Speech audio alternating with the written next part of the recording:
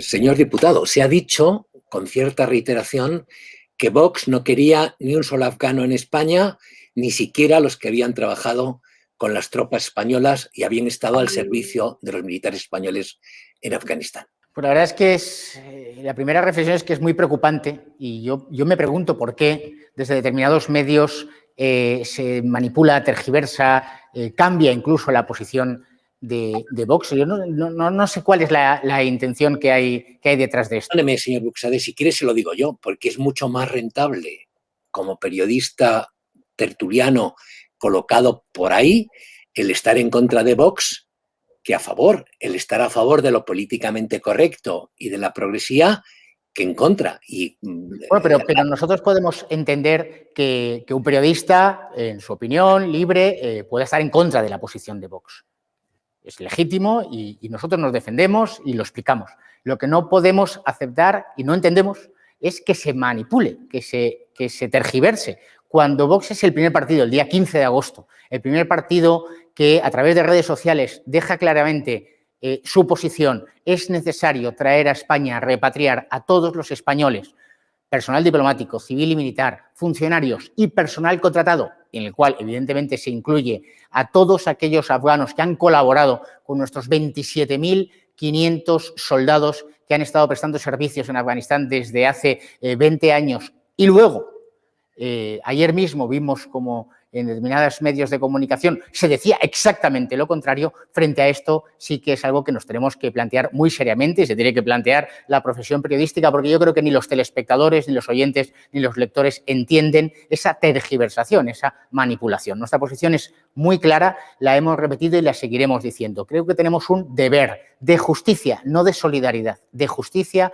de traer a España a todos aquellos que en materia de información, de contratación, de logística, de transporte, han colaborado con nuestros soldados, con nuestros guardias civiles y policías nacionales. Y tendrían que estar aquí ya, y tendría que haber un plan desde hace meses por parte del Ministerio de Asuntos Exteriores y el Ministerio de Defensa. Y lo cierto es que no lo tenían. Y respecto al resto, porque le he escuchado también a usted con algunos periodistas en las últimas horas, en las pasadas horas, y había periodistas que les criticaban a ustedes, a Vox, porque decían que no abrían España a la llegada de otros afganos que no fueran los que han cooperado con los soldados españoles en aquellas tierras. Yo creo que nuestra posición es clara y además absolutamente previsible. Esto es un problema gravísimo que tiene la comunidad internacional, que lanzó una gran misión internacional que ha prolongado durante 20 años y de repente la comunidad internacional decide retirarse y dejar posiblemente a miles de afganos en una situación complicada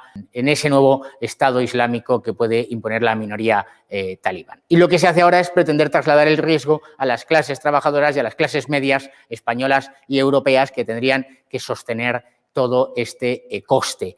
Hoy mismo me han preguntado, oiga, el estado del bienestar, ¿no? Es que el estado del bienestar es para los ciudadanos españoles que cotizan y que además han heredado el trabajo de sus mayores. Creemos que hay decenas de países musulmanes, mahometanos, alrededor de Afganistán, con una gran capacidad económica y en interés de los propios refugiados, ahí es donde tienen que ser asilados. Hay que recordar que ese asilo no es una cuestión de España o de la Unión Europea, es una convención internacional y por tanto también obliga a todos esos estados islámicos, repito, en interés de los propios refugiados, su cultura, su tradición, sus costumbres, su religión, incluso la lengua o la alimentación, donde debe permitir ese arraigo es en esos países. Aquí lo único que se va a producir es desarraigo, desamparo, graves problemas con toda seguridad de convivencia y de seguridad y de orden público si no se realiza adecuadamente. Lo cierto es que tenemos unos instrumentos legales y si realmente hay un afgano que llega a la frontera nacional, acredita la condición de refugiado, pues deberá aplicarse la ley con rigor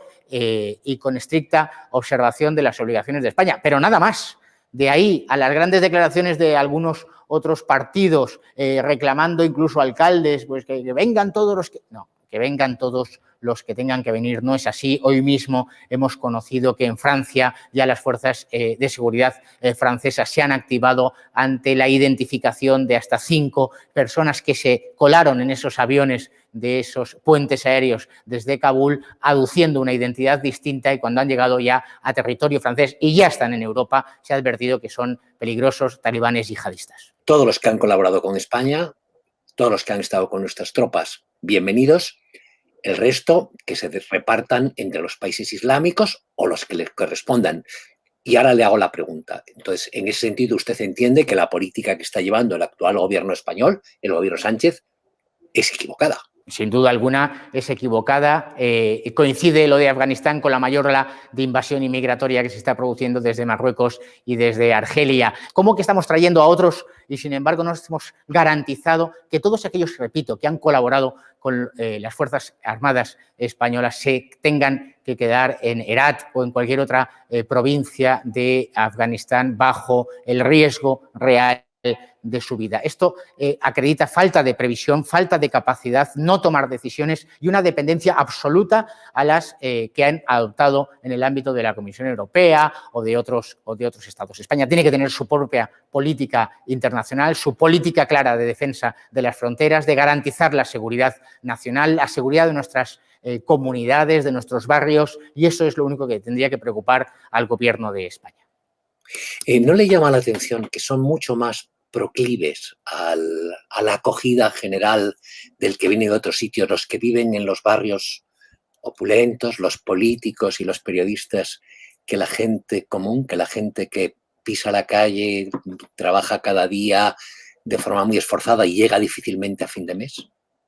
No, me preocupa, pero no me llama la atención. Me preocupa muchísimo porque pone de manifiesto el nivel ético de compromiso nacional de eso que se ha venido a denominar las élites, ¿no? Unas burocracias, una plutocracia, un conglomerado de personas a las cuales evidentemente creen que no les afecta esa llegada de la inmigración ilegal, la degradación de nuestros barrios. Hoy mismo en redes sociales hemos visto fotografías de mi ciudad, Barcelona, en la Travesera de Gracia. Está absolutamente degradado, gente viviendo en la calle y, sin embargo, esa progresía dice que tenemos que seguir recibiendo y recibiendo a más. Por supuesto, el trabajador de a pie, el que está en el paro, el que ahora mismo tiene dudas de si va a cobrar la pensión después de haber estado trabajando 25, 30 o 35 años legalmente, ese no entiende en modo alguno cómo sus políticos o cómo determinados tertulianos, periodistas y, por supuesto, las grandes élites de las grandes multinacionales dicen que aquí cabemos todos y que necesitamos 60 millones de inmigrantes hasta el año 2050. Eso no lo entiende ningún español con sentido común.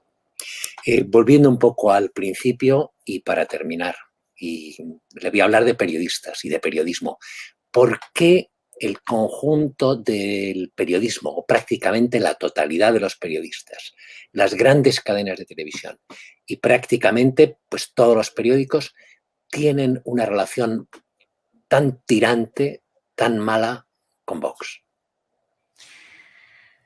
Pues la verdad es que no sabría qué decirle, porque yo creo que en el fondo... Yo sí sabría, pero quiero que me lo diga usted.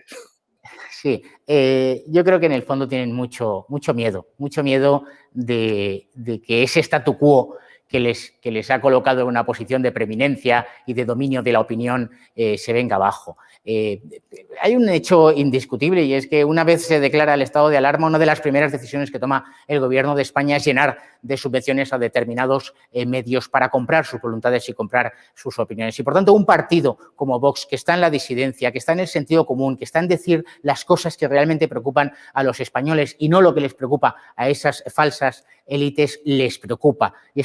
Y ellos saben que cuando Vox llegue a los gobiernos y pueda gestionar realmente el dinero público, vamos a recortar de forma inmediata el gasto político, los chiringuitos, vamos a tomar decisiones en favor de los trabajadores, de las clases medias, vamos a reducir los impuestos, vamos a darle un golpe a ese estado de las autonomías que es el que está enfrentando al estado del bienestar. Decimos nosotros estado del bienestar o estado de las autonomías. Y, sin embargo, todo ese magma de periodistas, de tertulianos, de los dueños de los grandes medios, porque también yo llevo ya pues unos cuantos meses dedicándome a esto de la política, don Alfonso, y veo a los becarios, veo a los trabajadores de los medios, de las televisiones, que están trabajando en condiciones realmente muy desfavorables y de falta de respeto a sus derechos sociales. Pero los grandes propietarios de los medios, los que fijan las líneas editoriales, esos sí que están muy preocupados ante la llegada de Vox, porque están absolutamente convencidos, y lo saben, de que cuando lleguemos vamos a hacer eso que los españoles necesitan, que es devolverle a los españoles lo que las élites les están robando.